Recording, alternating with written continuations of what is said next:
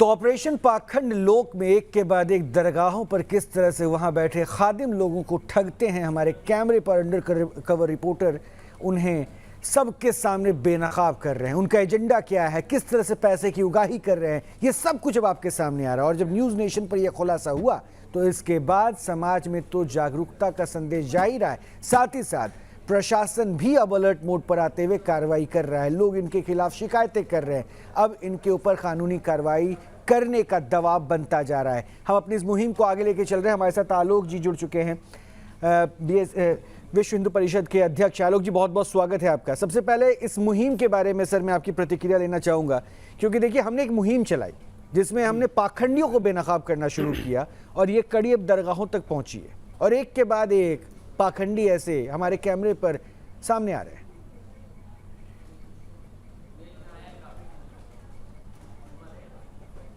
मुझे news nation का, अनिल यादव जी का और जो बाकी लोग साहसपूर्वक इस मुहिम में जुटे उनका अभिनंदन करना चाहिए। किसी को ठगना तो पाप है ही, ठगना अपराध है ही, पर वह ठगना अगर किसी धर्म स्थान कहे जाने वाली जगह पर हो, मज़ार पे हो, दरगाह पे हो, तो ये तो धर्म का भी दुरुपयोग है, इस्लाम का भी अपमान है।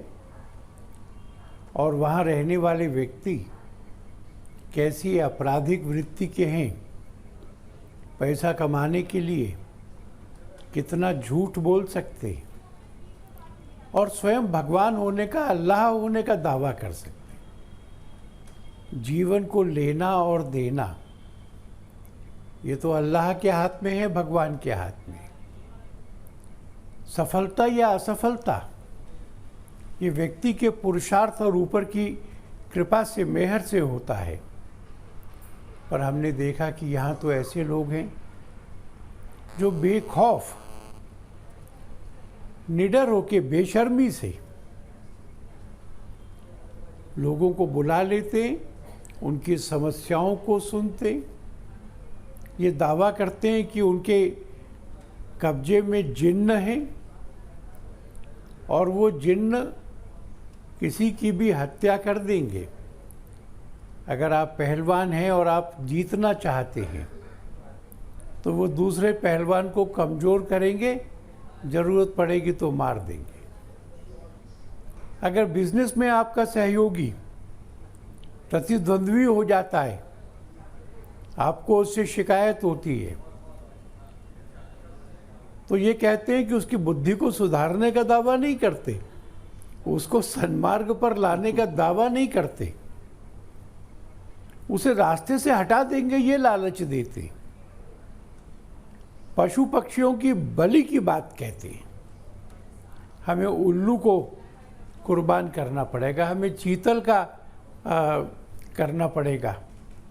मैं समझता हूँ कि मज़ार और दरगाहों में जो झूठ का, अनैतिकता का, अधर्म का माया जाल है, पाखंड जाल है,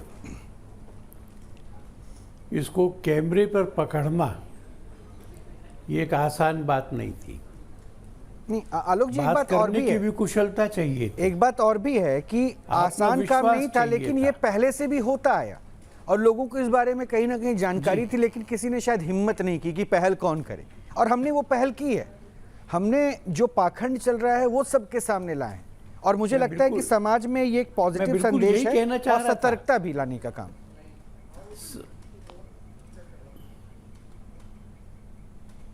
सच बात है, एक मैजिकल रेमेडीज के खिलाफ कानून बना हुआ है, उस कानून में दंड का प्रावधान भी है। एक बार हमने पूछा था दिल्ली में कि 1 साल में कितने मुकदमे उसमें लॉन्च हुए, कितने में सजा हुई। एक भी मुकदमा लॉन्च नहीं हुआ था। तो ये जो पाखंड से, जादू से, चमत्कार से, जिन्न से, गांजा और अफीम का लालच लेके लाखों रुपए बटोर करके समाज में अंधविश्वास को बढ़ावा दे रहे, लोगों के मन के भय का दोहन कर रहे, आपने उनका पर्दाफाश किया है, आपने अकाट्य प्रमाण जोड़े, ये समाज की आंख खोलेगा। मुझे बताया गया कि उत्तराखंड की सरकार ने ऐसी अनेकों कब्रों का, सैकड़ों कब्रों का पता लगाया है जिसके नीचे कोई दफन नहीं हुआ था।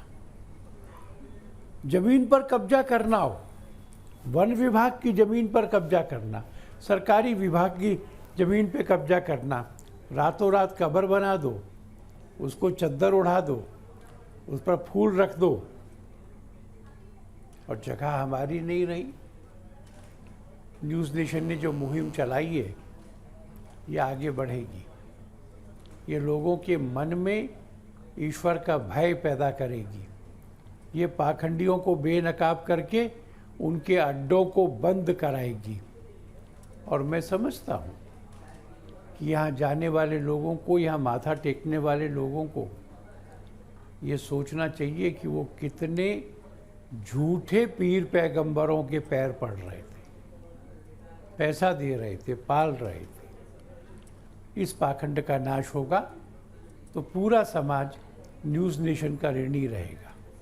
सर आगे अब कैसे, क्या देखते हैं आप? आपको लगता है कि, क्योंकि हम तो ये भी खुलासे कर रहे हैं और करते रहेंगे, अब तक हमने कम से कम 150 पाखंडियों को उजागर किया, उस मुहिम को अगली कड़ी पे हम लेके गए, अब आगे क्या? मुझे लगता है कि अलर्ट समाज को, और कानून, जैसे कि आपने कहा ना कि एक भी केस लॉन्च नहीं हुआ, तो यानी कानून भी कहीं ना कहीं बहुत अलर्ट नहीं है, तो शायद एक प्रेशर अब काम करेगा कि कानून अपना काम करे।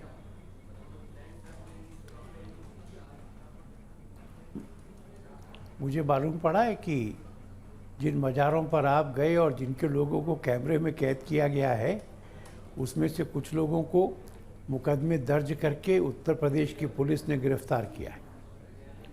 कुछ और लोगों को खोज रही है, वो मज़ारें बंद करके भाग गए। तो मैं समझता हूँ कि उत्तर प्रदेश में तो ऐसी सरकार है जो इस तरह के अपराधों से डरेगी नहीं, अपराधियों से डरेगी नहीं।